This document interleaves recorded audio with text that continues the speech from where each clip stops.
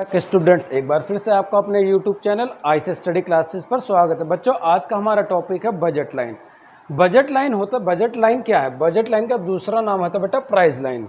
ये एक graphical curve होता है जो दो गुड्स के कॉम्बिनेशन को शो करता है कि एक कंज्यूमर दो गुड्स को किस तरीके से परचेज करता है और कहाँ पर उसकी मनी जो इनकम है वो लिमिटेड होती है। तो डेफिनेशन क्या लिखी हो बेटा कि a graphical curve that shows all possible combination of two goods that a consumer can buy given their limited money income and the market price of the goods।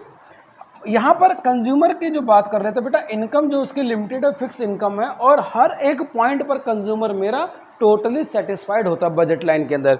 आप देख सकते हो कि कॉम्बिनेशन है A B C D E. Price of goods X है 10 रुपये, price of goods Y है 5 रुपये। तो जो एक्सप्रेशन बनता है बजट लाइन का वो क्या होता है? Price of X into quantity of X plus price of Y into quantity of Y equal में होता है मॉनेटरी वैल्यू, एम के बराबर होता है। ये बेटा इक्वेशन है बजट लाइन की, एक नंबर के लिए कभी कभी एमसीक्यू में पूछ ली जाती है। तो इस पॉइंट को अगर मैं इस इक्वेशन में इस वैल्यू को डालता हूँ तो आप देखोगे कि हर जगह कितनी मॉनेटरी वैल्यू आ रही है? 40 रुपीज़ आ रही है। हर पॉइंट पर उसके कितने रुपए? वो 40 रुपये खर्च कर रहा है। यानी कि जितने भी ये पॉइंट हैं A B C D E, इन पॉइंट पर कंज्यूमर मेरा क्या सेटिस्फाइड है। ठीक है, और ये बजट लाइन का कर्व है बेटा। और बजट लाइन की अगर इक्वेशन समझ में आ गई है तो बजट लाइन का स्लोप होता कैसा है? बजट लाइन का स्लोप डाउनवर्ड होता है।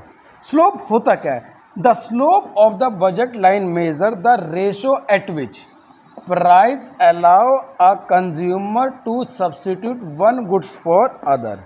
एक गुड्स के लिए दूसरे गुड्स को आप कितना सब्सिट्यूट कर रहे हो, अगर उसको मैं मॉनेटरी वैल्यू रेशो में निकालता हूँ तो वो क्या हो जाता है? मेरा स्लोप। यानी कि प्राइस ऑफ वाई अपॉन में price of X, delta Y upon में डेल्टा एक्स होता है ये स्लोप ऑफ बजट लाइन। ठीक है, स्लोप के अंदर दो क्वेश्चन छोटे छोटे से बनते बेटा कि Y is the slope straight line. Straight line होता है क्यों? अगर बजट में दोनों गुड्स का प्राइस फिक्स है तो उसका स्लोप हमेशा स्ट्रेट लाइन होगा। क्या लिखा हुआ है कि price of the both goods are assume to be fix for the individual consumer. अगर प्राइस फिक्स है तो उसका स्लोप हमेशा स्ट्रेट लाइन होगा। डाउनवर्ड कब होगा?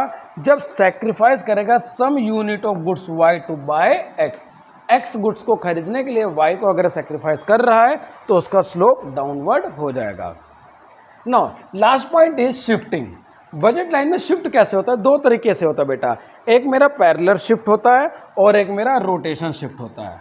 पैरेलल शिफ्ट के अंदर आप देखोगे कि या तो मेरा कर्व राइटवर्ड शिफ्ट होगा या मेरा कर्व लेफ्टवर्ड शिफ्ट होगा। राइटवर्ड शिफ्ट तो कब होता है? जब कंज्यूमर की इनकम बढ़ती है, वो ज़्यादा गुड्स को परचेज करना शुरू कर देता है, कंज्यूम करना। और अगर कंज्यूमर की इनकम कम हो रही है तो वो लेफ्टवर्ड शिफ्ट कर देगा।